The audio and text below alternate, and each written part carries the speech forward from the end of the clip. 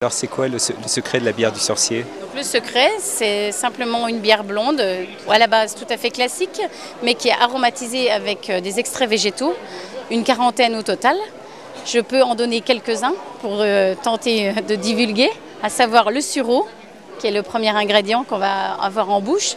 Il y a également de la sauge, du genêt à balai, des extraits de raisin, des extraits de vermouth, et la coloration est donnée par des extraits d'ortie et d'épinards qui n'apportent rien en saveur mais qui colorent extrêmement bien au niveau naturel.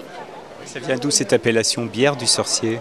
Alors cette appellation est née dans la vallée du Rabodeau, car le créateur de cette bière est originaire de Mousset et il tenait absolument à créer une bière en mémoire d'une sorcière qui vivait à côté de chez lui toute son enfance et qui faisait des remèdes.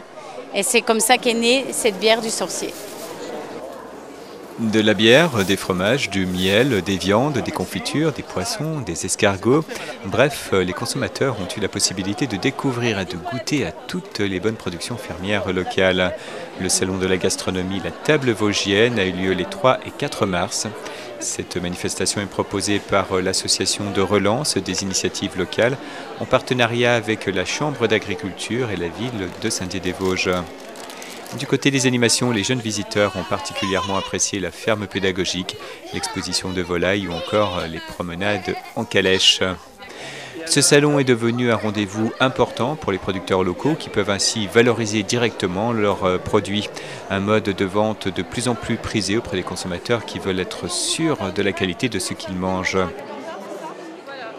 En nouveauté, nous avons donc Églantine qui propose des yaourts à base de lait de brebis.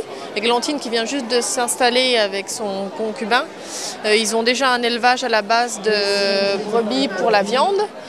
Ils font des agneaux pour la viande et là ils viennent de créer un atelier pour transformation laitière en lait de brebis. Donc pour le moment des yaourts et à l'avenir du fromage de brebis. Qu'est-ce que vous attendez de ce salon? J'attends déjà de me faire connaître parce que c'est vrai que quand on est nouvelle installée, on aime bien faire connaître ses produits et faire connaître aussi les yaourts de lait de brebis parce qu'il y a des gens qui ne connaissent pas. Voilà. Qu'est-ce que ça a de particulier le yaourt de lait de brebis? Le yaourt de lait de brebis est très crémeux et très doux. Et les gens ont des a priori, mais c'est vrai qu'il est très très bon.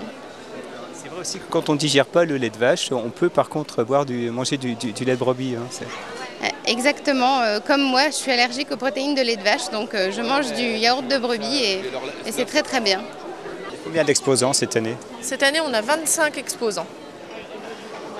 Donc, dont 2 nouveaux, donc Églantine avec son fromage de brebis et Rachel avec son fromage de vache et aussi une production de safran. Voilà, donc deuxième année de récolte, on est à 70 grammes de récolte pour cette année. Et à partir de là, on fait des confitures, mirabelle, poire et gelée de pommes au safran. Le safran, ça pousse bien dans nos climats vosgiens. Ouais. Ça a l'air d'être une épice du soleil. On n'en a pas toujours beaucoup ici, mais ça pousse très bien. Moyenne montagne, terrain bien en pente, sol bien drainé et ça marche pas mal. Voilà. Qu'est-ce que vous en attendez de ce salon? La rencontre avec les consommateurs, savoir ce qu'ils attendent de nous. Et puis se faire connaître également. Voilà. Les premiers contacts, premier bilan? Le produit est très bien reçu, très bien accueilli. Voilà. Impeccable. Marche. On arrêtera un quart d'heure. Ouais, d'accord. Donc le choix cette année, c'était le cheval, l'âne et le poney, parce que ça fait aussi partie du monde agricole, que ce soit l'élevage du cheval de sport ou de loisirs ou les centres équestres. Maintenant, ils sont reconnus en activité agricole et c'était un thème qu'on n'avait jamais traité jusqu'à présent. Allez, marche.